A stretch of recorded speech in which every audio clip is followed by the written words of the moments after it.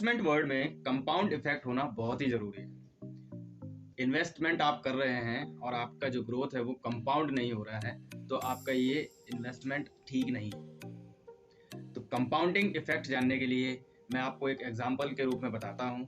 मान लीजिए आपने 100 रुपये इन्वेस्ट किए, उसमें आपको 10% का रिटर्न मिला, तो जो 1 साल का आपका रिटर्न हो जाएगा वो कितना हो जाएगा, 110 रुपये हो जाएगा। उसके बाद जब नेक्स्ट ईयर आपको इंटरेस्ट मिलता है तो वो 110 पे मिलेगा, तो 110 पे जब इंटरेस्ट मिलेगा तो कितना हो जाएगा, वो 11 रुपये हो जाएगा अगले साल। तो आप देख पा रहे होंगे कि कंपाउंड इफेक्ट कैसे काम कर रहा है। Compound effect principal plus interest को मिला के जो अगेन एंड अगेन इंटरेस्ट मिलता है उसको हम कंपाउंड इंटरेस्ट बोलते हैं। तो कहीं ना कहीं कंपाउंड इंटरेस्ट में आप ये देख पा रहे होंगे कि एक सर्टेन इंटरेस्ट चाहिए, कह लीजिए कि एक पर्टिकुलर आपको क्लियर होना चाहिए कि आपका जो इंटरेस्ट है वो 1% से है, 2% से है, या कह लीजिए 11 या 12% है। तो आपको कहीं ना कहीं ये दिख रहा हो कि जब आप इन्वेस्टमेंट कर रहे हैं तो एक फिक्स इंटरेस्ट होना चाहिए। लेकिन अब यहाँ पे हम बात करने वाले हैं म्यूचुअल फंड्स की। तो म्यूचुअल फंड्स में कोई आपको गारंटी नहीं देता कि 10% इंटरेस्ट आपको मिलेगा या 20% इंटरेस्ट आपको मिलेगा या 15% रिटर्न मिलेगा आपको। तो कोई ऐसी फिक्स आपको श्योरिटी नहीं देता कि आपको इतना परसेंट रिटर्न मिलेगा। तो वहां पे कंपाउंड इफेक्ट कैसे काम करता है। तो आपके मन में ये ख्याल आया होगा कि मैं CAGR से कैलकुलेट कर लूंगा। तो CAGR अगर नहीं पता हो आपको तो मैं बता दूं कि कंपाउंड एनुअल ग्रोथ रेट होता है। ये एनुअलाइज कंपाउंड रेट जो निकल के आता है उसको हम CAGR बोलते हैं। लेकिन म्यूचुअल फंड में अगर ये कॉन्सेप्ट लगा रहे हैं तो कहीं ना कहीं मेरे ख्याल से, और एज अ पॉइंट मैं खुद इन्वेस्टर हूँ, तो एज माय ओपिनियन की ये बिल्कुल गलत है। क्योंकि जब आपको एक फिक्स मैच्योरिटी इंटरेस्ट पता नहीं है तो फिर आप कैसे बता सकते हैं कि मेरा जो ग्रोथ हुआ है वो कंपाउंड है। जो म्यूचुअल फंड पे आपको प्रॉफिट दिखता है वो आपकी NAV वैल्यू पे दिखता है, नेट एसेट वैल्यू पे। तो NAV वैल्यू जब किसी म्यूचुअल फंड की अप होती है तो आपका जो अमाउंट है, कह लीजिए जो आपका इन्वेस्टमेंट है, वो इंक्रीज हो जाता है। आपके पास जो आपका डिस्ट्रीब्यूटर है, जो आपका एडवाइजर है, वो आपके पास आए और आपको बताए कि मेरा आप इस म्यूचुअल फंड स्कीम में इन्वेस्ट करिए और आपको 12% का CAGR मिलेगा या 14% का CAGR मिलेगा। तो मेरा आपसे रिक्वेस्ट है, प्लीज उनसे एक बार ये पूछना आप कि जब इंटरेस्ट फिक्स नहीं है तो कंपाउंड इंटरेस्ट रेट कैसे मिलेगा, ये आप पूछना।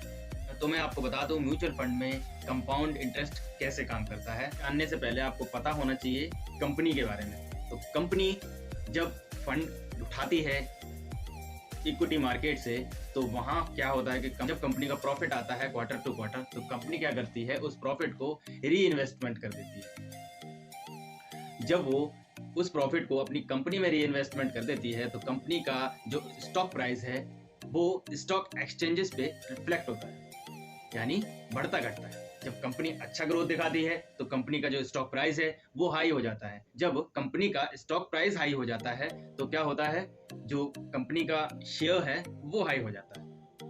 तो कहीं ना कहीं म्यूचुअल फंड जो स्कीम आप ले रहे हैं, म्यूचुअल फंड में आपका पैसा लगा हुआ है, वो जो म्यूचुअल फंड की स्कीम है वो कहीं ना कहीं कनेक्ट करती है स्टॉक मार्केट से। स्टॉक मार्केट में उस कंपनी, जो कंपनी ग्रोथ कर रही थी, उस कंपनी का शेयर आपके म्यूचुअल फंड हाउस में है। तो जब म्यूचुअल फंड हाउस ने आप उस कंपनी का शेयर खरीदा, सपोज उस कंपनी का शेयर 1000 रुपीज पे म्यूचुअल फंड हाउस ने खरीदा, लेकिन कंपनी का अच्छा ग्रोथ हुआ, तब क्या होता है कि कंपनी का जो स्टॉक प्राइस है वो 1500 हो गया। तो आपका जो म्यूचुअल फंड हाउस ने 1000 रुपए से जो शेयर खरीदे थे उनकी कीमत कितनी होगी, 1500 रुपए। तो ये जो कॉन्सेप्ट है, इससे आप पता कर सकते हैं कि आपका जो ग्रोथ है वो कंपाउंडली कैसे चल रहा है। जबकि आपका जो म्यूचुअल फंड में ऐसा कोई फॉर्मूला नहीं है जिसमें आपका कंपाउंड रेट कैलकुलेट हो, वो आपकी कंपनी की परफॉर्मेंस से दिखता है।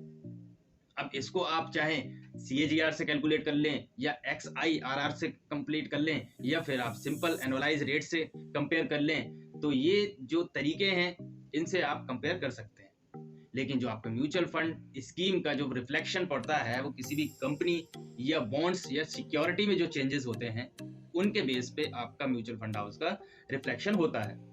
ये आपको जानने वाली चीज़ थी जो मैंने बताई। मेरा काम है म्यूचुअल फंड हाउस से जो भी रिलेटेड जानकारी है वो मैं सबके साथ शेयर करूं। मैंने एक्सपीरियंस की है, मैंने स्टडी की है, मैं ये चाहता हूं कि जो मेरी नॉलेज है वो सबको पता चले। तो आप हमारे इस चैनल पर बने रहिए। इस चैनल में फाइनेंशियल टॉक से रिलेटेड टाइम टू टाइम जो नॉलेजेबल वीडियोज़ हैं वो हम पब्लिश करते रहते हैं। तो बने रहिए हमारी फैमिली के साथ, द फाइनेंशियल टॉक के साथ। तो फाइनली ये वीडियो आपको कैसी लगी प्लीज़ कमेंट सेक्शन में बताएं।